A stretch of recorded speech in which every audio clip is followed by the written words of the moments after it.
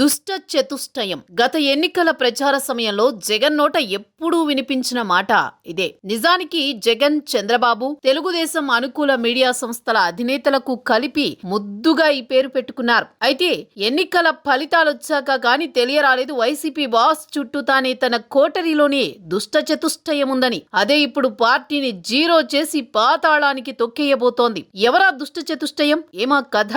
Was the story. దుష్ట చతుష్టయం ఈ పదం అంటే జగన్ కు వల్లమాలిన ప్రేమ. 2022 మొదలుకుని ఎన్నికల వరకు జగన్ కలలో కూడా ఇదే పదాన్ని పదే పదే ఉచ్చరిస్తూ వచ్చారు. అయితే 151 సీట్ల నుంచి 11 సీట్లకు పడిపోయి ఘోరంగా ఓడిపోయినా జగన్ కు నిజాలు తెలిసి రావడం లేదు. నిజానికి దుష్ట చతుష్టయం శత్రువర్గంలో లేదు, పక్కనే ఆయన చుట్టూ వైఫైలా ఎప్పుడూ తిరుగుతూ ఉందని రాజకీయ విశ్లేషకులు అంటున్నారు. జగన్ ని వై నాట్ 175 అనే భ్రమలో పెట్టి ఐపాక్ ను మేనేజ్ చేసి పార్టీని నేలకూల్చింది సొంత పార్టీలో పెద్ద తలకాయలని చెప్పబడే ఆ దుష్ట చతుష్టయమే. వైసీపీని అధోగతి పట్టించిన ఆ నలుగురిలో ముఖ్యుడు జగన్ కు ఆయన సతీమణికి అత్యంత సన్నిహితుడు, నమ్మిన బంటు సజ్జల రామకృష్ణారెడ్డి. 2019 ఎన్నికలకు ముందు వరకు జగన్ వెంట విజయసాయిరెడ్డి ఉండేవారు. పార్టీ వ్యవహారాలే కాదు, బిజినెస్ అకౌంట్స్ తదితర ముఖ్య విషయాలన్నీ ఆయనే చూసుకునేవారు. జగన్ తో పాటు ఏటుగా జైలుకు కూడా వెళ్లి వచ్చారు. ఒకప్పుడు జగన్ తర్వాత పార్టీలో సాయిరెడ్డిదే హవా ఉండేది. ఆ రోజుల్లో వైసీపీలో నెంబర్ 2గా ఓ వెలుగు వెలిగారు. ఎప్పుడైతే జగన్ 2019లో ఊహించని విధంగా 151 సీట్లు గెలుచుకుని సీఎంగా బాధ్యతలు చేపట్టారో క్రమంగా సాయిరెడ్డిని దూరం పెట్టడం మొదలు పెట్టారు. ఆ ప్లేస్ లోకి చాప కింద నీరులా సజ్జల వారొచ్చి చేరారనేది సొంత పార్టీ నేతల మాట. ముఖ్యంగా సజ్జల రామకృష్ణారెడ్డి జగన్ సతీమణి భారతికి అత్యంత నమ్మకస్తుడిగా పేరు సంపాదించాడని, అందుకే సాయిరెడ్డిని తప్పించి ఆయన స్థానంలోకి సజ్జల వచ్చి చేరాడనేది వైసీపీలో ఒకప్పుడు స్ట్రాంగ్ గా వినిపించిన టాక్. ఏది ఏమైతేనేం సజ్జల కరోనా తర్వాత పార్టీకి మహమ్మారిలా దాపురించి జగన్ ని పూర్తిగా తన కంట్రోల్లోకి తెచ్చుకున్నాడని పార్టీలో ఓ వర్గం అంటోంది. జగన్ హయాంలో ముఖ్య సలహాదారుడిగా ఉంటూ సకల శాఖ మంత్రిగా సజ్జల చక్రం తిప్పారనేది అందరికీ తెలిసిన విషయమే. అప్పటి సీఎం కార్యదర్శి అయిన ధనుంజయ రెడ్డిని గుప్పిట్లో పెట్టుకుని ఓ ఊపు ఊపారాయన. అంతేనా?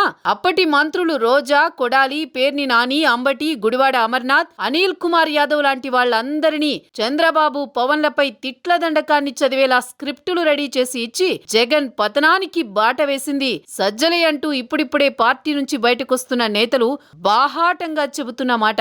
అసలు ప్రజాప్రతినిధులను నేరుగా సీఎం ను కలిసే అవకాశమే లేకుండా చేసింది కూడా సజ్జల, ధనుంజయ రెడ్డేనట. బటన్ నొక్కితే చాలని అభివృద్ధి చేస్తున్నామా లేదా అనేది జనం పట్టించుకోరంటూ క్షేత్రస్థాయిలో ప్రజల్లో పేరుకుపోయిన వ్యతిరేకతను జగన్ కు తెలియనీయకుండా మళ్లీ వైసీపీకే జనం పట్టం కట్టబోతున్నారనే భ్రమల్లో ఉంచింది ఈ ఇద్దరేనట.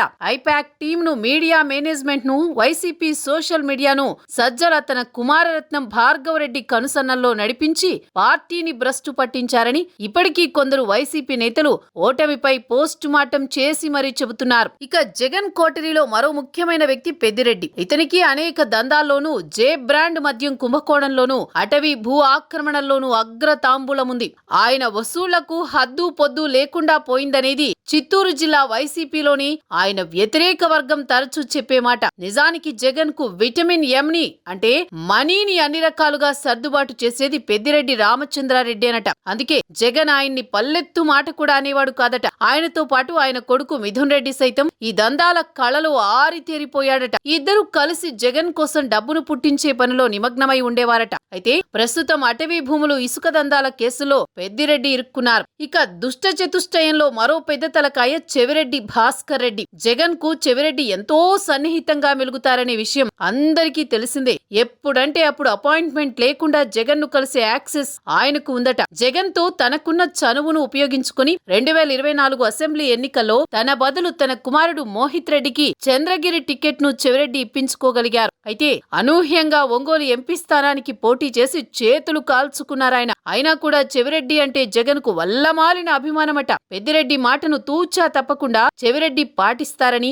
పెద్ద ఆయన అవినీతి దందాల్లో ఈయనకు భాగముందనేది ఆయన వ్యతిరేక వర్గం చేసే ప్రచారం. తిరుపతి పోలీసులు ఈ చంద్రగిరి మాజీ ఎమ్మెల్యేపై లైంగిక నేరాల నుంచి బాలల రక్షణ, పోక్సో చట్టం కింద కేసులు కూడా నమోదు చేశారు. మైనర్ బాలికపై హత్యాయత్నానికి పాల్పడినందుకు ఈ సీనియర్ నేతపై కేసు నమోదైంది. అందుకే ప్రస్తుతం పార్టీ వ్యవహారాలకు దూరంగా ఉంటున్నా జగన్ కు మాత్రం ఎప్పుడు దగ్గరగా ఉంటారట Chevireddy. Last but not least Jagan బాబాయ్ వైవి సుబ్బారెడ్డి. వైఎస్ హయాం నుంచి ఆ కుటుంబానికి అత్యంత విశ్వాసపాత్రుడిగా వైవి మెలిగేవారు. ఈయనతో భూమన కరుణాకర్ రెడ్డి సన్నిహితంగా మెలిగేవారు. అందుకే టీటీడీ చైర్మన్ పదవిని ఇద్దరికి చెరో 2 ఏళ్ల పాటు జగన్ పంచి ఇచ్చారట. వీరిద్దరూ టీటీడీ చైర్మన్లుగా ఉన్న సమయంలో ఎన్నో అక్రమాలు చేశారనేది తిరుపతిలో ఇప్పటికీ వినిపించే టాక్. కర్ణుడి చావుకి 1,00,000 కారణాలున్నాయని మన పురాణాలు చెబుతున్నా జగన్ పతనానికి మాత్రం ఈ నలుగురే కారణంగా చెబుతున్నారు వైసీపీని వీడిన నేతలు. జగన్ ఆ కోటరిని వదిలి రాకపోవడంతో ఘోర పరాజయం మూటగట్టుకోవాల్సి వచ్చిందనేది వారి వాదన. సరే, రాజకీయాల్లో గెలుపోటములు సహజమే కదా. ఓటమి నుంచి వైసీపీ బాస్ పాఠాలైనా నేర్చుకుంటున్నారా అంటే అది లేదట.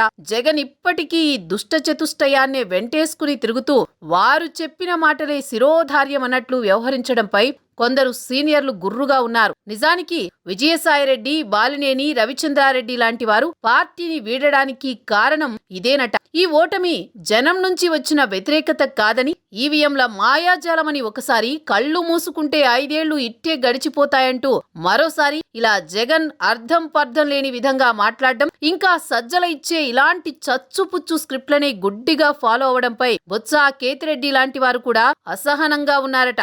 జగన్ ఇప్పటికైనా తన చుట్టూతా ఉన్న సోకాల్డ్ కోటరీని పక్కన పెట్టి క్యాడర్లో నమ్మకం కలిగించకపోతే 2029లో కూడా ఇవే ఫలితాలు చవి చూడాల్సి వస్తుందనేది రాజకీయ విశ్లేషకుల అభిప్రాయం. జగన్లో మార్పు రాకపోతే పార్టీ నుంచి మరికొందరు సీనియర్లు బయటకొచ్చేందుకు రెడీగా ఉన్నారనే ఇన్సైడ్ టాక్. కూటమి పార్టీలలో తమకు బెర్త్ కన్ఫర్మ్ కాక వేరే దారి లేక తప్పక వైసీపీలో కొనసాగేవారు చాలా మందే ఉన్నారట. మరి జగన్ ఇప్పటికైనా కళ్ళు తెరిచి వాస్తవాలు తెలుసుకుంటారో, లేదంటే ఇదే దుష్ట చతుష్టయాన్ని వెంటేసుకుని భ్రమల్లోనే పార్టీని నడుపుతారో వేచి చూడాలి. It's time to wake up mister Jagan Reddy.